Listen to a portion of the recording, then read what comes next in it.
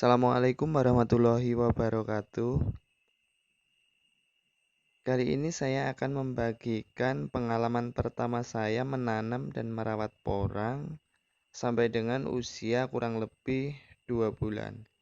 Setelah 2 bulan tanam, ternyata hampir semuanya udah pada tumbuh, tapi bervariasi ya. Ada yang daunnya sudah mekar, ada yang masih kuncup, dan juga nanti di sebelah sana yang tanpa naungan itu masih kecil-kecil, masih tunas kecil antara 10 sampai 20 cm. Nah, ini yang sudah mekar. Porang ini saya tanam bulan September 2020 dan sekarang video ini saya ambil tanggal 27 November 2020. Dan buat teman-teman yang mau nanam porang, terutama yang dari umbi, harap berhati-hati ya saat membeli benih. Karena pengalaman saya, ini yang saya tanam ini banyak juga ternyata yang tumbuh walur. Jadi pas saya beli benih, kan saya masih awam dengan umbi porang, dengan umbi yang lainnya itu masih awam. Jadi saya nggak tahu, ya udah beli terus tanam gitu aja. Dan ternyata ada beberapa yang tumbuh walur. Nanti di depan sana tak tunjukin walurnya, bosku.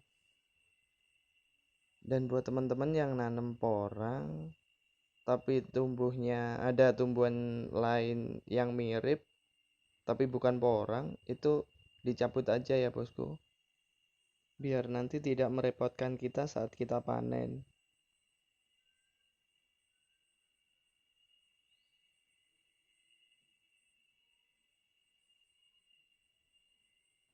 Nah, ini bosku, walurnya udah saya cabut. Nanti di depan sana juga ada. Nah, itu di depan ada lagi. Dan ternyata walur itu walaupun umbinya sama besarnya dengan porang, tapi ternyata batangnya lebih gede. Setelah bertunas, batangnya itu lebih gede. Jadi kalau porang ini tingginya sekitar 40 sentian, ternyata walur ini udah sekitar 1 meter dengan umbi yang sama. Ini yang saya alami ya. Nah, ini walurnya udah segede gini. Nah, ini udah segede gini. Dan ternyata walur itu tumbuhnya lebih duluan daripada porang. Nah, ini batangnya segede gini, bosku. Dulu pertama tumbuh itu aku udah seneng banget, bosku. Tak taunya setelah gede baru tahu kalau yang tumbuh pertama itu ternyata walur. Ya udah, kita lanjutkan. Nah, ini loh, bosku. Selisihnya seperti ini, segede, beda gedenya itu. Nah, jadi kalau di kebun porang kita ada tanaman yang mirip dengan porang, itu mending dicabut aja, bosku. Biar nanti yang beli umbi produksi atau kalau yang kita mau jual benih, biar nggak kasihan dan juga nggak menyulitkan kita untuk menyortir atau memisahkan antara umbi porang dengan umbi yang lainnya. Nah, ini loh, bosku, gedenya segini,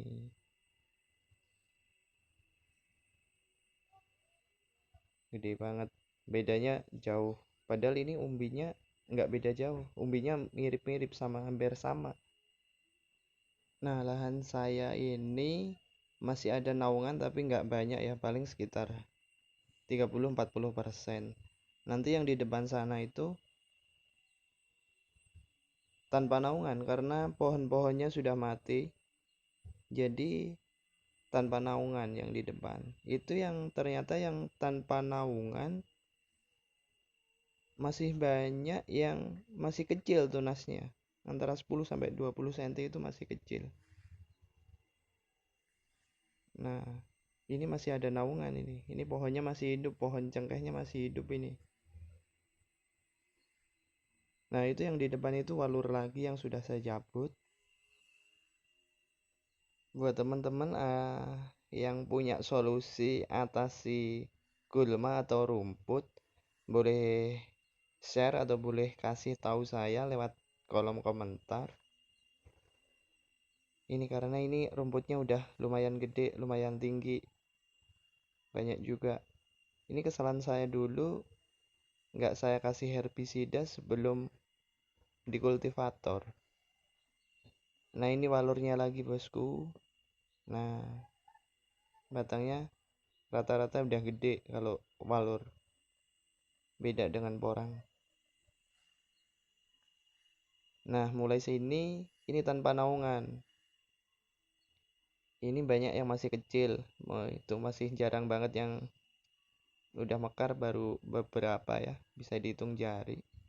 Dan di depan sana itu juga ada suwek ternyata yang tumbuh, tapi itu bukan saya yang nanam, tapi itu udah ada emang dari sebelum aku tanamin porang, dari tahun-tahun yang lalu itu emang udah ada suweknya, nanti dicabutin aja. Nah itu.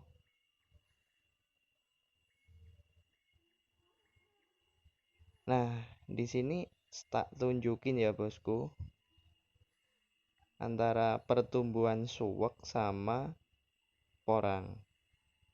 Ternyata suwek itu tumbuhnya hampir sama dengan walur. Jadi lebih tumbuh duluan suwek sama walur daripada porang. Nah ini. Nih tak tunjukin nih. Nih. Ini yang di tengah itu porang tuh, yang di tengah, yang di kanan kirinya itu adalah suwek.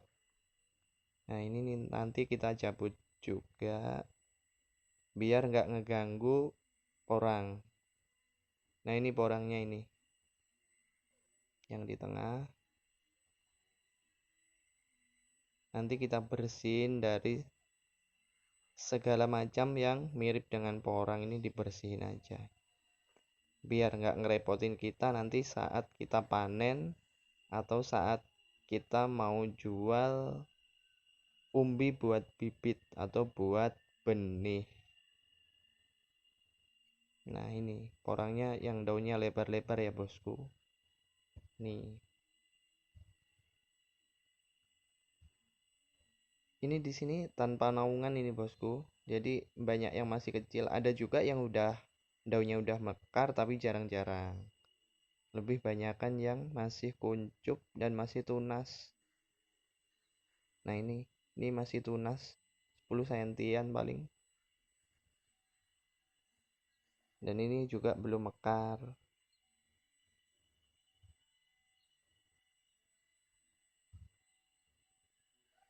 Nah nanti di depan lagi itu ada naungan lagi. Ada naungan pohon albasiah. Kalau di tempat saya sini pohon sengon laut. Nah ini pohon cengkeh yang sudah mati. Ini naungannya jadi nggak rata ya, lahan saya itu nggak rata, ada yang naungannya sekitar 40%, ada yang seperti ini di bawah pohon albasiah atau pohon sengon laut. Ini juga sudah banyak kan yang mekar daunnya.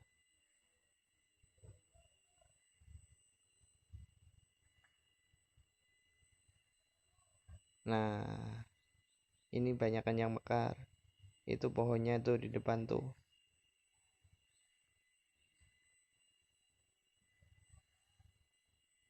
Emang kalau saya amati, kalau yang di bawah naungan rata-rata lebih tumbuh duluan, lebih tunas duluan daripada yang tanpa naungan.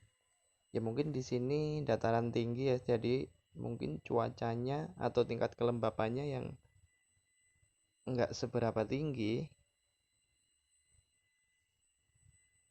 Jadi kalau yang di bawah naungan mungkin tanahnya lebih adem, jadi lebih tumbuh duluan. Oke, ini sudah mau mekar.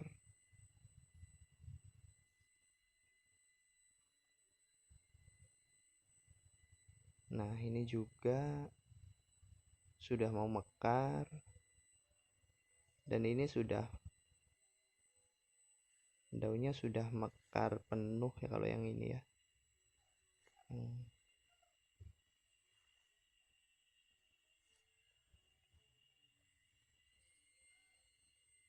Nah ini, tapi belum muncul kata.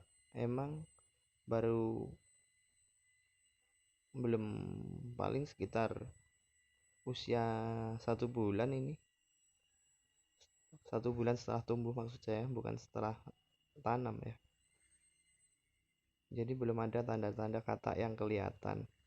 Baru putih, kecil, baru bintik aja. Nah ini udah pada tumbuh. Ini juga ada pohon bambu di atasnya ini, Bang. Ada pohon bambu tapi nggak seberapa, cuma dikit. Jadi itu kelihatan juga daun bambunya. Daun jati juga itu ada. Ini naungannya campur-campur, teman-teman. Ini juga ada yang masih kuncup, tapi prosentasenya sedikit. Nah, sampai di sini dulu video kita kali ini. Assalamualaikum warahmatullahi wabarakatuh.